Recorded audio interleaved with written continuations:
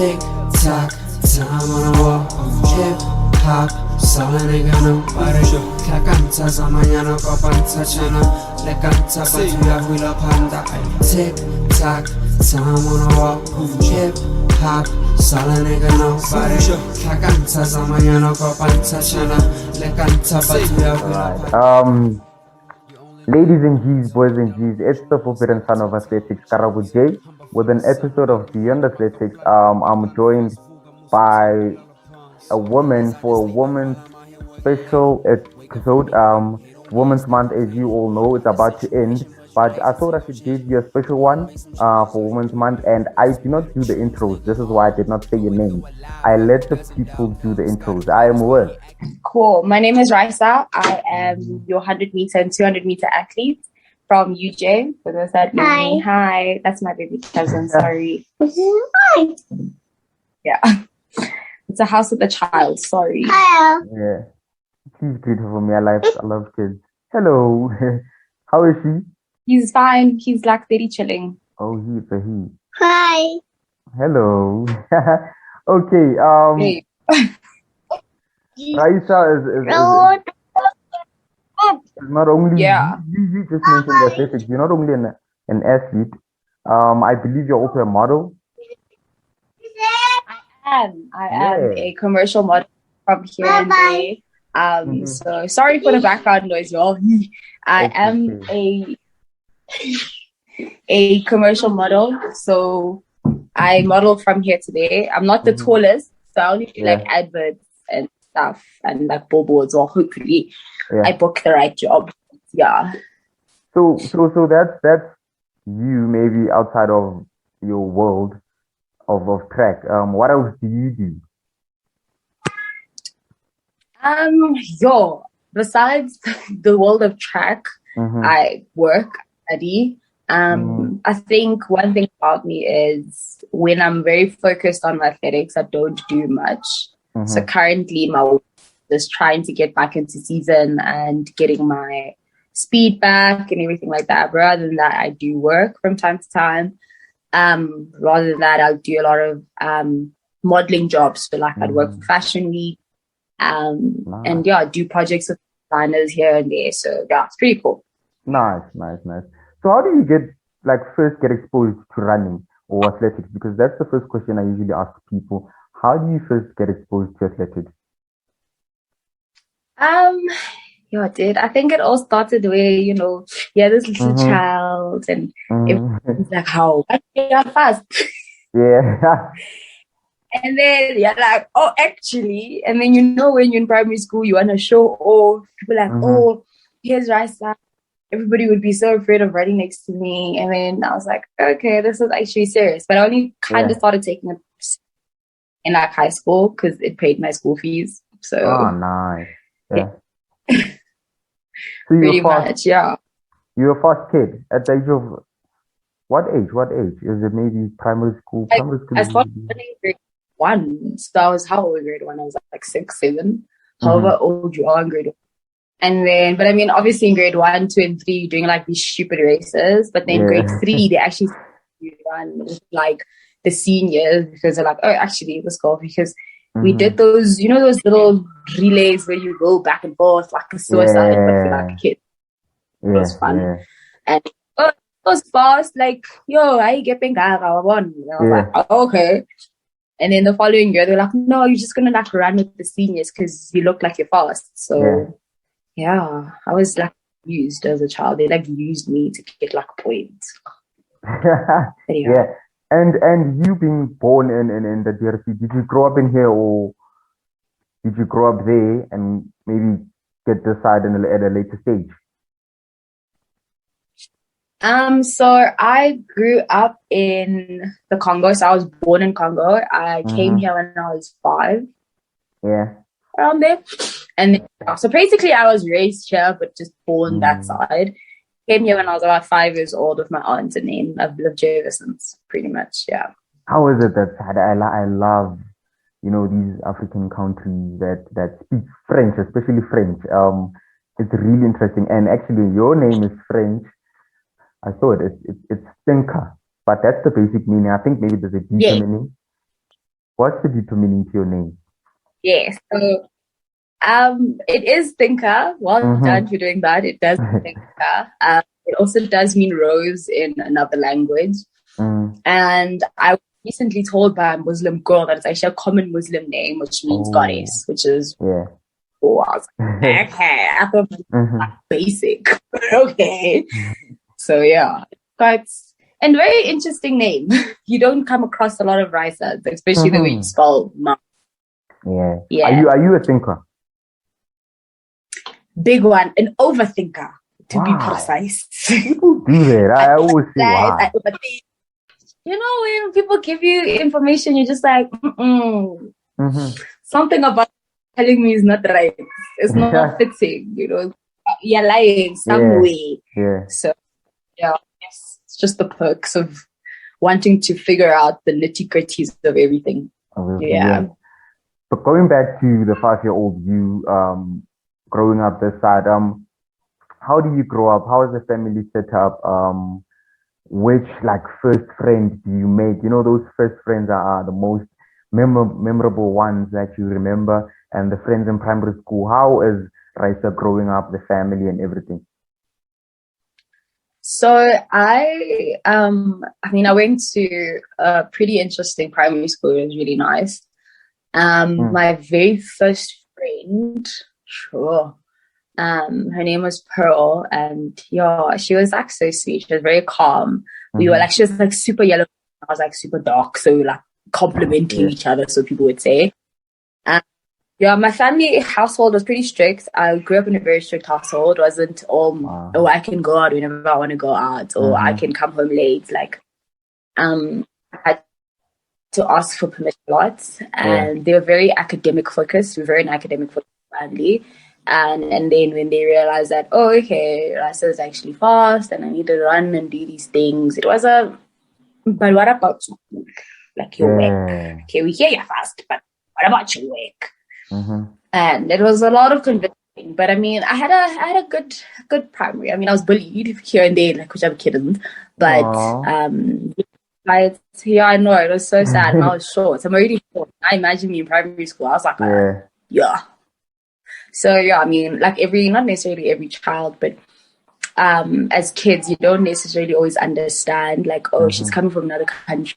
Why are you coming from another country? Like, what do you want here?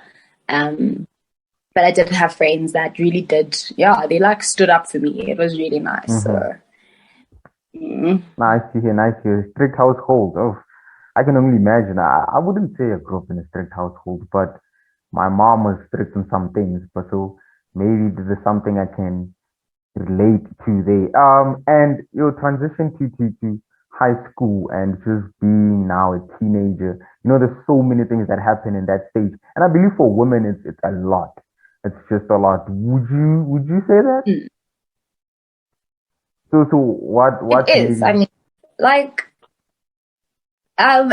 so I mean, high school it had its challenges and had like its great moments. As a girl, for one, I mean, as an athlete as well, I think this is where I kind of had it hard because it's kind of, I've accepted it now. I've got a pretty masculine build, you know what I mean? Like, I've got legs, so people would say, I've got shoulders, I've got arms, especially like when I'm coming off season and, you know, you're bulked up, you're leaning, you're like masculine. And you're a girl in high school and, you know, or like every other high school student, you also want a boyfriend or whatever the case may be. And, you know, people would always see me as the strong girl who, you know, they're like, oh yeah, Raissa's fine, Raissa will beat you. And I'm just like, guys, I am such a soft. I've only had one fight in my whole life. I don't even know how to fight. So a lot of people labeled me very quickly just because of like how I was built. Like they assumed that naturally speaking, I could beat someone's ass. That time, home call is like, I don't want to fight. I will hurt you verbally. But so, and then also being dark skin, that also like came into a factor, whatever the case may be. But high school was good. I mean, I was known for the athlete. Like I've always defined by the fact that I was able to get my school to where it's supposed to be. So I mean, nobody actually messed with me. I was head girl as well, which was really Wow. nice. Yeah, girl was a hit girl. Me, a head leader. Yeah. People trusted me. I'm trustworthy, which is good. Nice. But head girl. But I mean, I step back and I think about it. I was like only head girl because like I was able to put my school in the position it needed to be. I gave my school recognition, which was also nice. I was able to do something for them. But matric was nice. Made Gauteng champs, cool. A lot of people looked up to me as well, that's when I started getting comfortable with who I was and accepting myself. But as a girl, where a lot of people are supposed to see you as feminine and soft and kind, a lot of people saw me as the strong girl who nobody wanted to mess with physically. You know what I mean? Like the guys would want to challenge me in doing like what she's like arm wrestling, and I'm just like, just because I'm strong doesn't mean I'm like heavyweight. Like, what is wrong with you people? But also with that, it actually, like, weirdly enough, it came with a lot of respect. So people, I mean, I was able to help them differentiate between being afraid of me and being respectful. So I did get a lot of respect. I was quite a big role model, so people would say, and I tried my best to like not disappoint and do stupid things.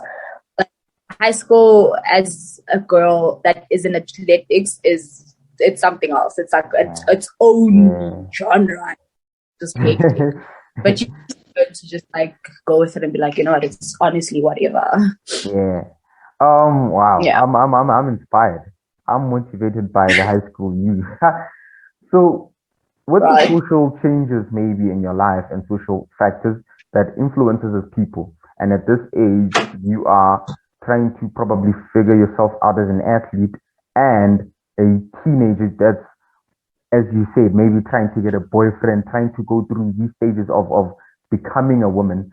How do you navigate yourself through that? I think one thing that I was taught as a child from my coaches and like my family is that you need to learn to balance stuff. Like once you find a good, which is why balance is very important. Like I was able to learn to balance my social life, my track life, my school life quite well. I mean, it kind of does fluctuate here and there, especially like because as an athlete, when you're in season, there's nothing else that matters. You like, I need to perform, need to get out of the gutter and stuff. But as you go on, okay, off season, you're more social. Like now, I mean, my training is intense and it's hectic, but it allows me to do a lot more stuff that I'm not able to do when I'm in season.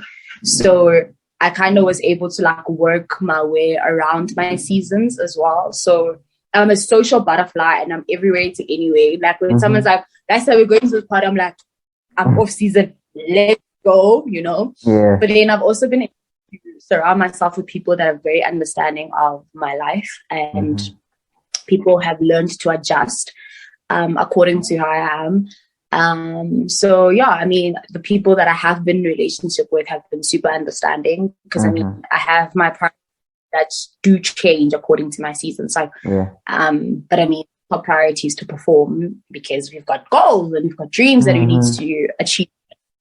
And just because a boy comes in, I'm like, oh, no, sorry, it don't work like that. So yeah, it's finding that balance and being able to also understand that as an athlete, yes, you're strict with yourself, but you need to allow yourself to have fun. Like athletics shouldn't be a hobby, like a job where you feel miserable all the time. So something. I have like this mindset, that as athletes we take it too serious to a point whereby maybe if there's a step back or setback, something that pushes you back, you feel like everything is lost. You feel like everything is gone. There's people that quit the sport maybe just because of something small, and we should learn to live in the moment, relax, enjoy it, have fun. That's what I was talking to someone about. Having fun. It should be important. And I mean, you moving from that stage of balancing your life, head girl, you surely were enjoying life in high school. You surely were having fun. Which high school did you go to? I went to Queens. We had such an ugly blazer. If anyone from Queens is hearing this, I'm sorry. I love you guys so much. But I went to Queens at my gates. It has like green and black. Such a weird blazer.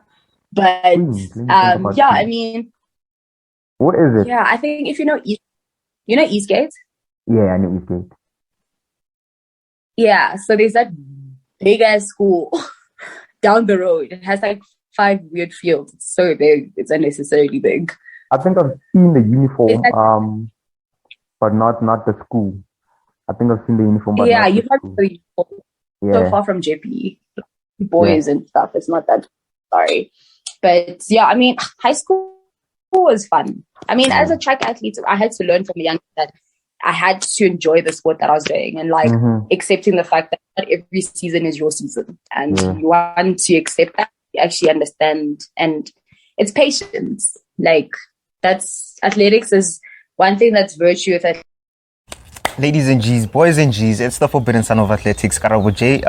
With Beyond Athletics, this is the most out of place interview ever, because it started off as a online interview. We tried doing it via Zoom.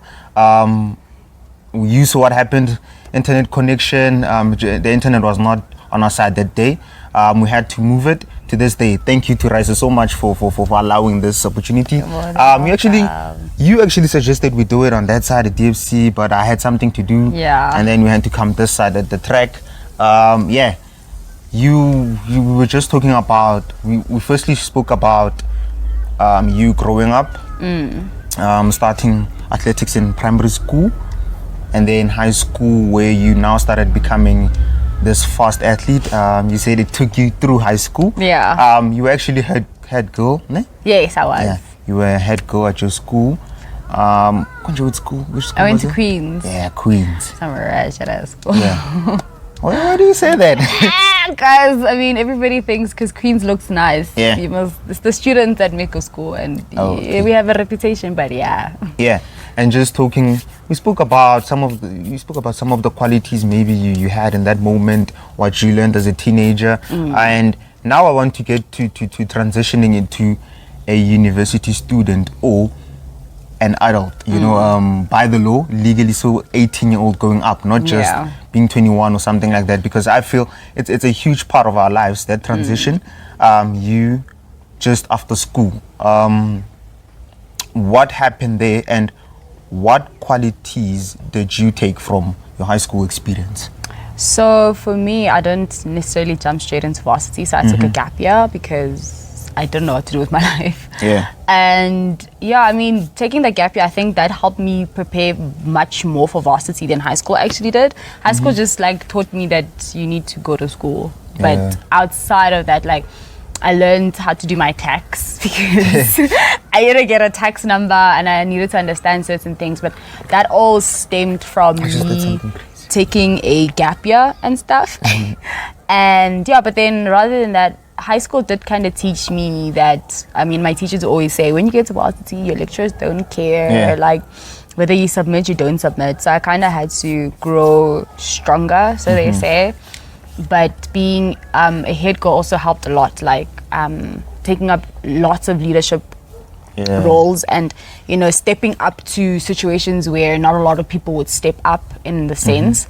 But I mean, my transition was actually pretty smooth. Like I actually enjoyed transitioning from like high school, taking a gap year, working for a bit, and then getting back into varsity. So that was, it was okay. Qualities in the sense, more patient with myself, if I can say. Like varsity has taught me that for me to succeed in what I want to do, like especially my modules, I actually have to be patient and take the time. It's not, I'm going to study the night before. It doesn't work, guys. It really doesn't. I've tried and I learned my lesson. So with that being said, what you said, you did not know what to do with your life, and this is why the gap year happened. I'm just thinking about how I was so prepared about the life of the varsity, you know, in terms of making my choices. And there was a point whereby I had a fear of not doing what I like and what I love. So what made you take that gap year initially? Besides from, you obviously did not know what to do with your life, but what did you know that you want to do? So, I mean, there were also a lot of factors that played in the role with me taking a gap year, but I did always want, like, my main goal was me being able to work with people. So psychology has always been something on my heart, even though I'm not studying psychology, but I'll get there eventually. So I knew that whatever career that I wanted to do had to be helping people or interacting with people and being with them one-on-one, and that's why I love the athletics world. Like, I get to connect with different people all the time. But I think one of the biggest factors was also the fact that I needed to get an operation. So I was operated in 2019, which was hectic. And that kind of did put a very big pause on a lot of stuff. So rather than that, I think knowing that from high school, even though I wasn't sure, like, should I do psychology, should I do physiotherapy, you know, my marks were okay, everything was good. It was just like, I don't, like you said, I don't want to regret it at the end of the day. Now I'm stuck in a career and I'm bored and like I'm getting annoyed and I lose my temper. So I think that year kind of did help me in the sense. So I was like, okay, Raissa, like, as long as you're connecting with people, like, I tend to find passion in a lot of things very quickly. So I'm like a husky, I adapt fast, so they say. Okay. This life, this varsity life, fast moving. You sleep, you wake up, time is gone. Has not been submitted, this is that. You also have work. You know, with athletics, how would you advise a coming out of high school Raissa? And how would you say this life is? Time management is Give us the good and the bad. Important, guys. Because I'm not gonna lie, like, there are times after training I've got class and I'm just like, I'm not going to attend, and then I reap the consequences, because when, especially like online, especially like during COVID, like you'll be like, I'll just listen to the class later. That has never happened. I have never like gone back to a class unless if I needed like explanation, then I'll be like sip through, be like, okay, fast. But don't make the mistake of saying, I'm not gonna listen to it now, let me not attend, I'll just listen to it later. You'll never do it. So, but being able to manage your time has actually helped me a lot. Like, I actually have like a set out schedule. Like, I'm like, okay, today I have to do this at this time, from this time to this time. And does it work though? It really does. Like, I mean, for today, if I freestyled it, I would have been here at like 1 o'clock. I also suck at times, so that's why I had to be very strict with my time management and like pretty much break my day apart. But if I had to give advice, is that one, you need to be able to balance your life well. Like, balance your athletics life, and then know recovery is important. Sleep. And I sleep a lot. After training, I eat. Is it? I sleep near my bed, best friends. Is it something that you took somewhere, or you know it, you can feel it? That no, actually sleeping is. I've enjoyed sleeping my whole life, guys. I'm such a homebody as well. Like, I would rather stay in than go to a party. That's another thing about me. Because I love my sleep. But sleeping is, I think I learned the importance of sleeping when it came to my recovery. Guys, I'm not ashamed to say it. Sleeping, I would rather, like, if someone has to invite me out, they're like, oh, Raissa, let's go somewhere.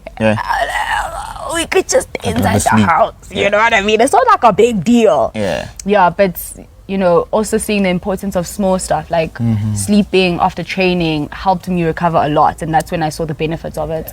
And actually, you know, sacrificing that little time to sit in class and attend and actually pay attention, because then you don't have to suffer the next couple of days when your assignment is due and now you're trying to see through and get answers. You don't even know what you're writing about.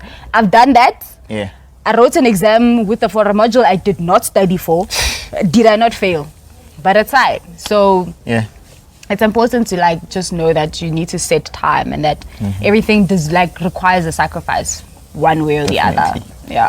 Definitely. It's come on, give us I asked you, how is this life, the life of being independent, as much as it's stressing at times, because you are actually in control of your life, your choices. You are now starting to think about, what am I gonna do for myself? You know, we want money. I'm not gonna lie, we want money. All of us. You know, we want to make a living, and everyone is just trying to find a way through that. How is it? And also the social aspects. I mean, we spoke about, I think we really touched on it, but did not really touch on it. I'm talking the parties, the going out. How is that? It's off season. It's great.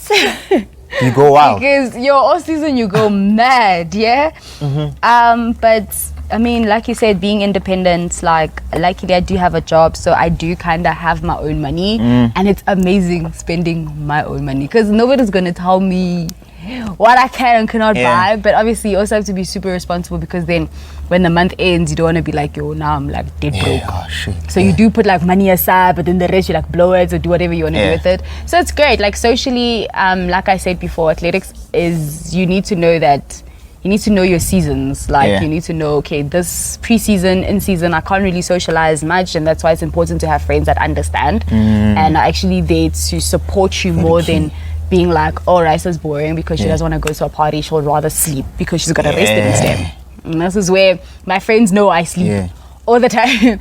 So they're very understanding and actually push me in times when I'm tired and I'm just like, guys, I really don't want to go train. I get shouted at more by my friends than anybody when I don't want to go train. Oh, wow. But socially, it's good. Like off season, I'm very much social. Like I'm very willing to be like, okay, we're going out. Like this whole coming week, I'm going out like Friday, Saturday, Sunday. Plus there's money heist. So this one. What's happening? But the money heist is coming I heard out. people talking about the 4th. People talking about it's going down this weekend. It's well, just okay. Besides money heist, besides maybe Drake releasing an album, what's happening? I mean, it's like celebrating spring. So I've got a party happening on 4th Avenue. Then I go back. I've got dinner, dates, and all these other. It's outings left, right, and center. Nice. But I think also, or when you off season, for me personally as a sprinter, like your body, you're more lenient, so you don't have to restrict yourself from a lot of things that you would in the beginning. But I think now I'm like a social butterfly. Like I'm like, oh, okay, let's go out there. Yeah, but there's also still that aspect of I've got a time frame from this time to this time. I'm very much hyper focused in terms of my training, and then after training, I'm a free bird. You sound so. Yeah, I mean, I'm not always very strict. If you follow your not all the timetable. time. Sometimes. I want to ask this. With your own, money or belongings from the year or the years at which you completed high school, what's the biggest thing you've done for yourself? To be honest, I haven't necessarily done the biggest thing, just because. Even if it's the smallest. I think I took myself out to a very nice restaurant for dinner by myself, and I was very happy. But I think with me being the problematic child that I am and having many medical problems, there's most of my money does go onto buying stuff for myself in terms of like my toiletries or buying medicine or and I'm also the type of person that's also like, when a friend needs my help, it's like, okay, cool, how can I help you in that sense? Like, okay, you need money to buy this, okay, cool, there you go. But I do try my best every month to at least spoil myself. Whether that's buying myself ice cream because I'm like an ice cream addict, or going out somewhere small. So it is the small things, but I mean, as a young person like me, I still also kind of do have to pay school fees because I'm only on a half bursary. So it's like paying my school fees, buying groceries sometime here and there. Yeah, it's insane. Yeah, I think that's like, I can't wait to graduate. That's the biggest. That's actually the biggest. Would you say that? It is. It's a big chunk of money that goes out, and it's very painful to watch. It hurts my pocket. But it's an investment. It is. Like, it really is. On you. At the end of the day. Yeah. I want to ask you a couple of questions. We've been doing this throughout the entire month, asking women these questions. How many questions are there? 10 questions. There's like 10 questions. Yeah, 10 questions. You can, if you are uncomfortable or not happy with answering one of them, you can just say skip or pass. Okay, but I don't think it's that hectic. Or maybe it's in my perspective. Yeah, because perspectives differ. You might find it as, okay, I'm not going to answer this question. But yeah, it's just me trying to really get some information on how women in athletics feel about the sport, the community, and what's happening, and just putting it out there, because a lot of times we don't speak about this, and I think it's time maybe we start breaking those boundaries, and this is what we are all about. We are all about. The first question is, do you feel like the sport of athletics has provided equal opportunities for males and females? To be brutally honest, no. Yeah. I think, I was looking at a comment that was made during the Olympics, and someone asked like, why are there no female athletes? And I mean, it's hard as a female on its own, going through your own personal stuff. But a lot of media is mainly focused on men. I think specifically in South Africa as well, like our biggest focus is on you know, Abu Agani and whatever the case may be, or the guys, and I just, you know what I mean? And I feel like the focus and attention isn't necessarily split evenly, where there's more hype when the guys are competing, whatever the case may be, and when the girls are competing, it's like only if there's like a huge big thing, then okay, then we'll pay attention to the girls, you know what I mean? So there's a big gap in that sense. But I mean, I also do understand, because I'm not gonna lie, the guys are performing very, very well. But I always feel like they should, regardless of the fact that the guys are performing at a much larger scale, shouldn't mean that we should turn our back or like shadow ban or whatever the case may be to the ladies, because that does discourage women. We get into our emotions as well. I'm not gonna lie.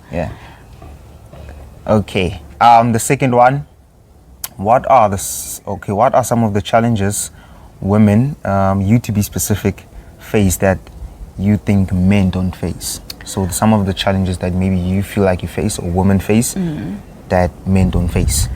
So obviously periods, like full on blank out. Personally speaking, I do suffer from like horrible periods, and it is brutal, like having to wake up in the morning where you literally cannot walk, or you're in so much pain, and then I still have to come to training because I need to perform, and now I'm training in so much pain because I want to, you know, get to that level, whatever the case may be. And I feel like obviously men could never understand that as much as we are dying on the track, there's other factors that is affecting me at the current moment. And, you know, I feel like there's not a lot of light into that. Like, female athletes do go through very painful periods, and it's a very silent thing. And I feel like people shouldn't be ashamed of that. Like, periods are very natural, and some have them better than others, and it's okay to know that I'm having a really bad day because it's hard. It could actually affect your performance. 100%. Imagine if you are racing on that day and you have this horrible period pains or whatever that is, and you have to qualify for nationals or for the Olympics or for world champs, and it surely affects your performance.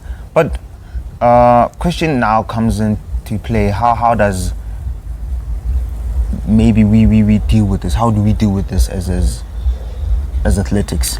I think acknowledging the fact that, you know, women do go through a monthly cycle, and some have it really rough, and, you know, being sensitive towards it. Like, I think there was a time back when I was in high school, I needed to qualify for Prestige, which is like the high level of high school whatever's, and I was having severe period pains. Like, it was very, very bad, and I wasn't in the mood. People thought I was just full of myself because genuinely I was in a lot of pain. And I wasn't able to qualify with the time that I wanted. And some coach came to me, she's like, yeah, no, you just need to work harder. And I'm like, it's not because I need to work harder. It's just because, you know, I'm currently in my cycle. And then she's like, oh, no, Shay, maybe you should have just taken a painkiller. And I'm like, not all painkillers resolve everything. So acknowledging the fact that, you know, women go through that, and our training is affected by that, and our performance as well. And I think just being lenient on us, it's just because I didn't get the results that I wanted or you were expecting from me, doesn't mean I'm not capable of doing it. Exactly. Okay, third question. What would you change for women in the sport? What would I change? I think, attention. One, I think I should. They should not just, no offense, not just dedicate just the 1 month to women, where it's like in August, because it's Women's Month, now we're only going to pay attention to women. Like, it should be, you know, spread out broadly. I think they should also allow us to have the same attention as the guys get, but also just like the same encouragement in a sense. Like, I think in an outward appearance you'll feel like, oh, okay, But then when we're competing, you can see there's like six heats of men and like 2 heats of women. And it's like, it's because one, I'm not gonna lie, there are many times when I feel very discouraged because I didn't perform the way I needed to perform because my counterparts are doing a lot better and I just want to give up. So I feel like for women in athletics, there should be a lot more encouragement and, focusing on also the development side, like where you get girls from high school or primary school and actually just make them understand the fundamentals, like, guys, just because it doesn't work out now doesn't mean it's not. And I think that's one mentality that I praise the guys for doing. Like, I'm not gonna lie, guys, they come in hard. And sometimes with us, we are a bit sensitive when we don't get our ways and things don't work out. And now we just upset, we're like, you know what, maybe athletics isn't for me. Yeah. So being more encouraging, giving women a platform where they can, talk about their issues and their hardships as well. But yeah. Nice. I think that's what I would do. I heard you saying something there that maybe there was a point whereby you wanted to quit. I don't think there's an athlete or track and field athlete that has never went through that. 100%. The point of saying, I'm done with this, but you realize how much you love this, how much it means to you. You actually came back. Okay, let's go to number 4. What external social factors play a role in your athletics life? For example, are there domestic duties at home that might prevent women from training or you from training? Is there your job? Is there your school, or some social factors like friendships, relationships? They are. I mean, personally for me, like, I have a very big family, and sometimes when like my uncle or my aunt needs to go to work and there's no one to look after my baby cousin, obviously I'm always the first person they call. And now it's a matter of, I need to go train. Now what must happen? Do I take my baby cousin to training with me, or but then obviously there's safety factors, like, oh, they're too small to be traveling that far in an Uber, whatever the case may be. So now I'm like stuck at home and I have a very big guilty conscience. Like, if my uncle does ask me to help, I can't say no. It's like my baby cousin, you know what I mean? And I really care about them. You have a good heart. Yeah, I've got a very soft heart, so people say. And I mean, that then prevents me from training on that day because it's like I still have a duty. She's like my cousin, but I'm like their older sister. So of course I'm going to look after them, you know. And I mean, sometimes work as well. Like on Saturdays, I've got work from 7:30 until 4. So now I'm like, I'm not going to go train after work. I'm tired. Do you know what I mean? I just want to go home and sleep. So those could be the factors that would affect, And then at what age did you start the sport, and do you think that you've made progress? Okay, I know that. Started the sport at the age of 7, right? Yes. Yeah. Have you made progress? Definitely, yes. 100%. Come on, we can argue that. Do males in the sport make you feel comfortable at all times? That's number 6. Yes. I think I've, maybe on my personal experience, I've had interacted with really cool gents in the track where they've made me feel very, very comfortable. Of course. Oh, thank you. Imagine if you made me feel like crap, I would never be here. But every male that I've interacted with have been very helpful. I think being at UJ as well, like when I would train alone and you have like guys like Leslo and they would see where I'm going wrong and each of them would come and like, hey, no, rather try this, it'll help. So I've gotten a lot. I feel very, very comfortable. And I mean, girls that are sprinters, whatever the case may be, we're always in like super tight, short, like tights and whatever the case may be. Not once have I ever felt ashamed of my body or felt like, oh, this guy was looking at me some type of way. I feel like once I'm here, it is kind of like my safe place because I know I've got people that are going to push me, but also there's a high level of respect for one another. So the gents are good. There was actually this guy, randomly, a random guy who does not do athletics. And he was like, how do you guys focus, when women are training or competing? And I'm like, if you've been in athletics for too long, you don't even see some things. 100%. Because you're there focusing on yourself. You don't even notice, not notice, but you don't see it that way. Yes, you don't view it like that. In athletics, it's a complete 100%. normal thing. Whichever way people wear. I also say to Tapis, but with an episode though, that I feel like women should be questioned at times, not questioned, but are you comfortable with what you're wearing? Because sometimes competing uniform Yeah. It's not something someone wants to wear at all times. For 100%. instance, there's crop tops. Yeah. There's those small tights. And the undies. Yeah, not Yeah. all women are comfortable with them. Yeah. Yeah, and I feel like women should be given the choice of saying, no, I'm Yeah. not going to wear this. And I think there is a choice, no? 100%. Yeah. Like, we have a very large variety of stuff. So you do get like your super short tights, your undies, and Yeah. so I mean that's why they've given us the 2 colors between navy blue and black. But that doesn't mean you only need to run in these super short tights or these undies, whatever the case may be. And I think personally for me, I've grown into my comfortability. Like I do when training claps me, it's my tights, the short, Yeah. the shortest of them all. Because I mean, for us sprinters, things do get heavy on us.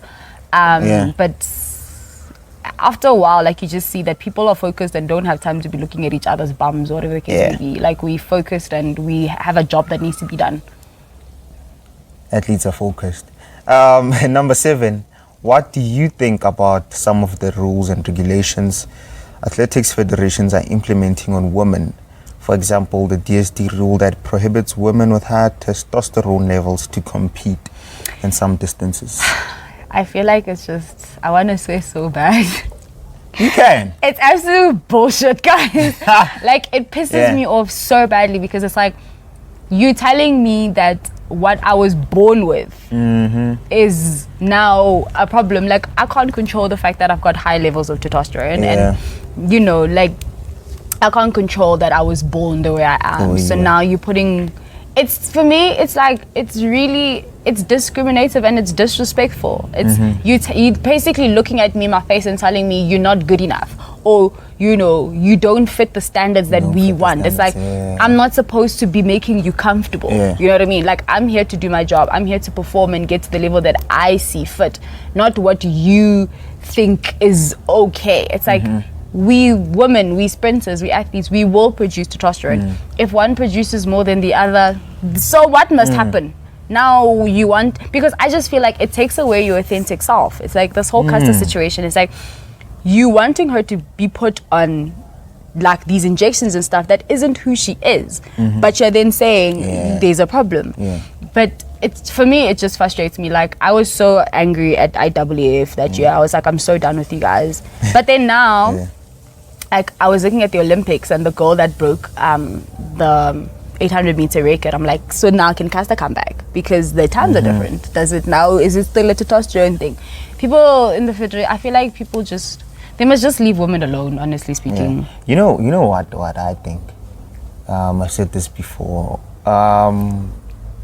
If as a male I'm born with less testosterone than males, should I now inject myself with more testosterone to match the males? But doing that, that's actually against the rules. So why should now a woman born with more decrease? But yeah, it's happy enough. It's something that's debatable now because scientists have found that it's actually misleading. It very is. It's not the actual way of doing things. So it's still under review. It's gonna be taken up with World Athletics. I think the World Code of Arbitration or something. But yeah, that's what's going to happen there. I think just to add on to that, I think that's where a lot of women are then discouraged to run. Like, I mean, you have, I mean, sometimes I look at how my body is built, especially when I'm like doing gym work. I'm very, and I sit back, I'm like, am I going to have too much testosterone? Are they going to tell me to get out of the sport? So then why carry on? You know what I mean? It's very unfair when you're being criticized for something that is out of your control. Like I didn't choose to have this much testosterone in my body. I didn't choose to wake up and be the fastest 800-meter athlete. Hello, hi. Celebrate me. It's okay. Somebody's gonna work just as hard, and I mean you'll see the results.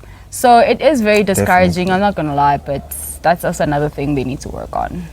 Yeah, hopefully. We want change. Number 8, would you become an athletics coach? And this right here is a very important question because most women...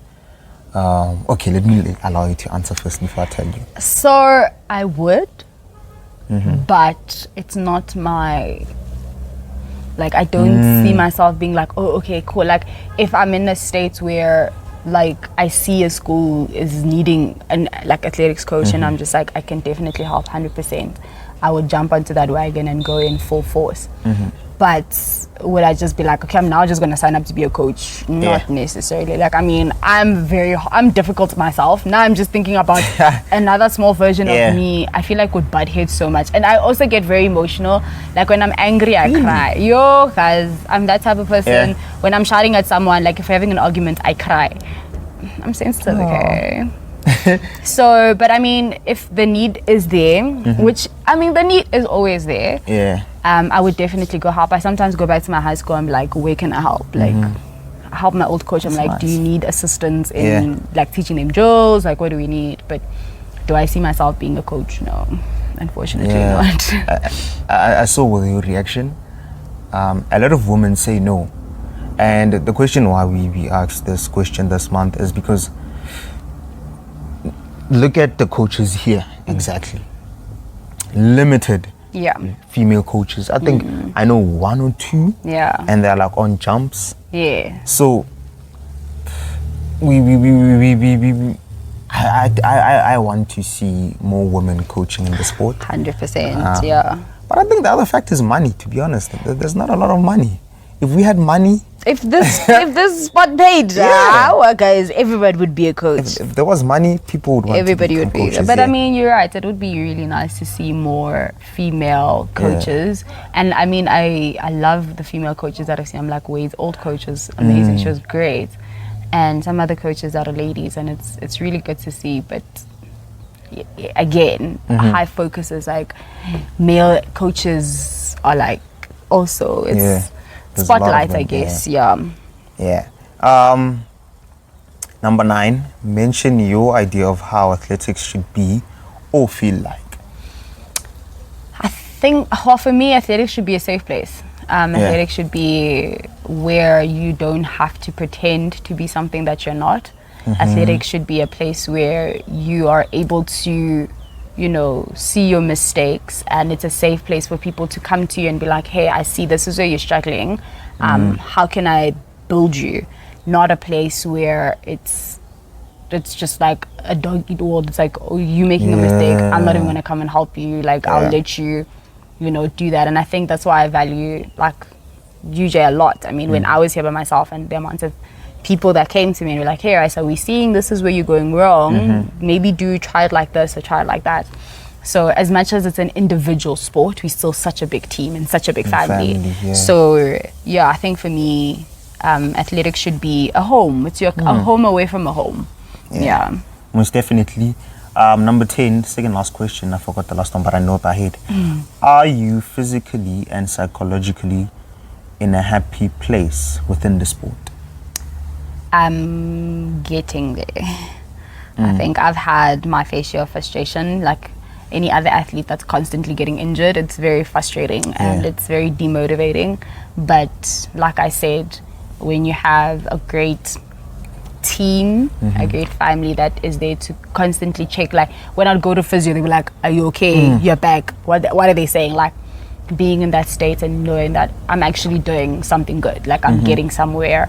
And people, you know, even though you don't reach the time that you want, they still big, you did well, you know what I mean? So I am slowly getting there. I think with my fitness as it grows, as my fitness grows, the happier I become. So you say it like that, That's definitely it. The last one, as your current club or team or university or whatever institution supporting you, by all means. Yes, I could safely say, I think there has been, I mean, physios here, my chiropractors here, the training grounds are here, if I need the gym, whatever the case may be. So TJ is doing amazing. My training group is the best. I mean, we're going to grow very strong together. Psychologically, it's also really good. I've got my coach that does check up on me from time to time. I've got Roger that does when I'm at the office, and he actually has like a thorough, like, how are you doing, madam? Like, talk to me, like, what's up? That man knows a lot.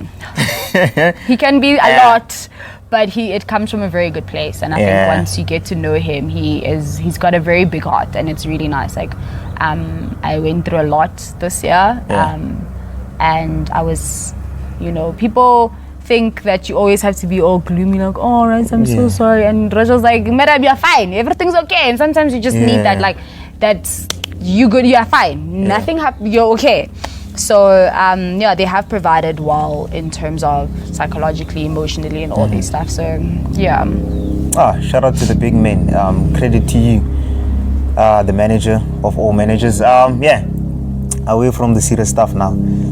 It started sounding a bit emotional. Some quick questions. For people maybe to get to know you better. Coffee or tea? Tea. Night or day? Night. Did you say tea? Okay. What type of tea? Like rooibos tea. Yes. Now you said night, ne? What's the other one? Oh, cold or hot weather? Hot weather. I hate the cold. No, but I think it's like a bit of both. Sometimes I really like the cold. I'm a rainy girl, actually. Like if you had to put rain, I love the rain. I enjoy the rain. But I'm this type of weather type of girl. But not boiling hot. Heat wave, not for me. I think I already know this one, but I'm gonna ask it anyway for the people. Staying in or going out? Staying in. Let's think about it. What's your worst ever or embarrassing moment in athletics? What happened? Embarrassing moment? Yeah. I don't think I have one. Wow. Embarrassing. I've never false started. I've never maybe never false started? No. Yo. Never. Like I've you never should false just started. for experience. Yeah, I want to. I want to so badly. Wow. But I feel like my coach would kill me. But I've never Don't ever. do it in an important race though. Yeah. Or when you actually I'm actually wanting to. Best. Yeah. No, I've actually never false started. I'm actually really good. Like my high school coach did teach me. Like it was intricate. Yeah. Like every time I false started at training, it was a punishment. So I always learned to listen for the gun. Always. But I mean, I think in high school I slipped. Pretty bad. The grass was, when they don't have blocks. There now you slip. And I slipped and I got up. I won, thank goodness.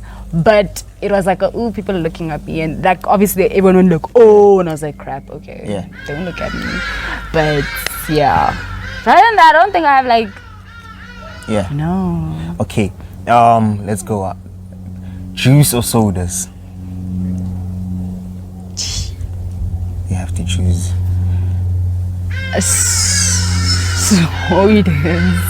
Sodas, yeah.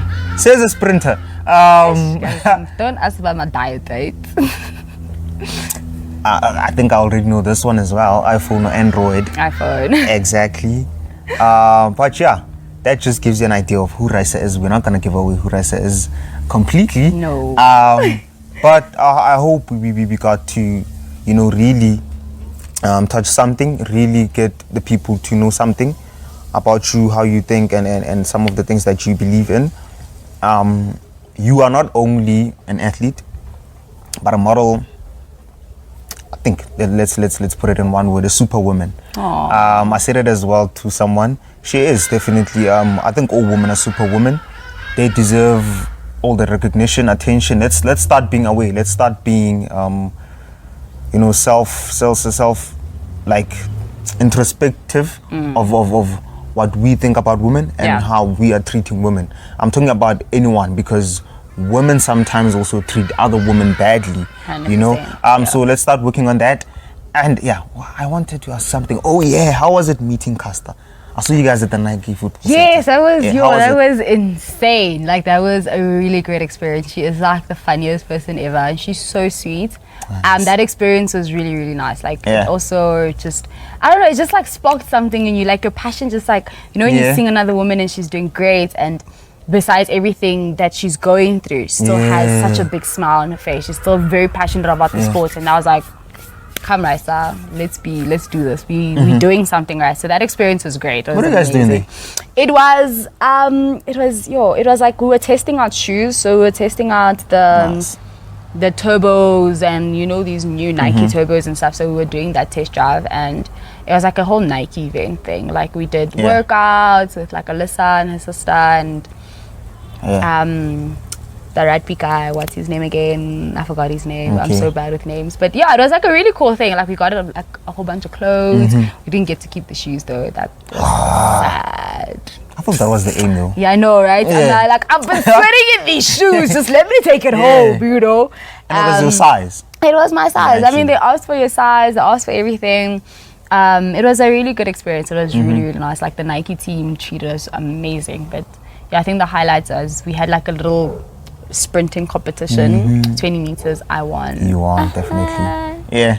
When I was still fit, guys, the preparation, you know, okay. Yeah. But yeah, it was good. It was amazing. Yeah, and she was like, "Oh, we must race one day," and I was like, "No, you're gonna gas me," but sure.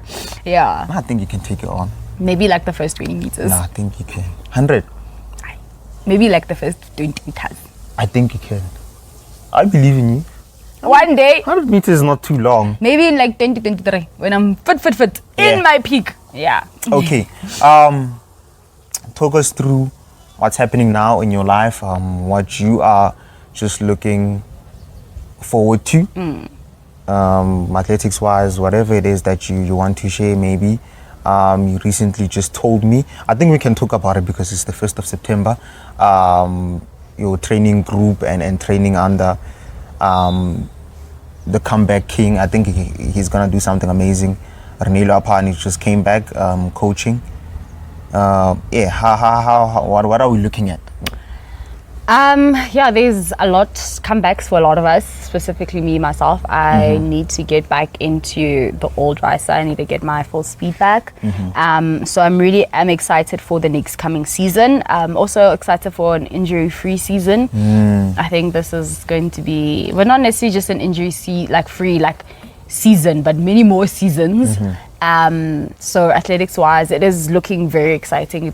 It's hard, I'm not gonna lie. Training it's hitting hard. But also work-wise, school passing this year as well is also really important. I need to pass well, not just scrape through. Modeling as well, getting more castings. I think castings are frustrating, but once you actually get the job, it's really, really nice. And yeah, other than that, I'm really looking forward to the season that's coming up. Yeah, it's gonna be good. We're gonna start off well. Do you have an agency? I do. These people have always said, hey, if you want to do this and this, get an agency. I mean, you don't always need an agency. I might freelance. It's just really hard for you to get castings because, I mean, agencies send these things to, castings send these things to agencies. So it's a lot easier to see them. Ladies and G's, boys and G's, she's about to sign the forever valued spikes. Every guest signs these spikes. This is so cool. You were not going to sign these spikes if it was online. You know, it was meant to be. She was meant to sign these spikes. It's going to get interesting. It's going to get much more bigger and better for Raissa and all the other women. As late as this is, but we had to do it. Couldn't get some other women. I think it was the twins. Yeah, the twins. I won't mention which twins, but it's some twins that are in the US.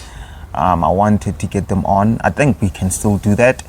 But yeah, as much as we've said it all, it's still been a really good episode to get to know you, to get how you think, to get you to answer some questions. Yeah, thank you for having me. Thank you. Cool.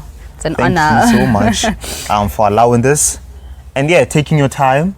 I think it's really important that we know that someone who took their time and came here for this. Yeah. So yeah, thank you so much, Raissa. Thank you once again. Goodbye. Bye, all.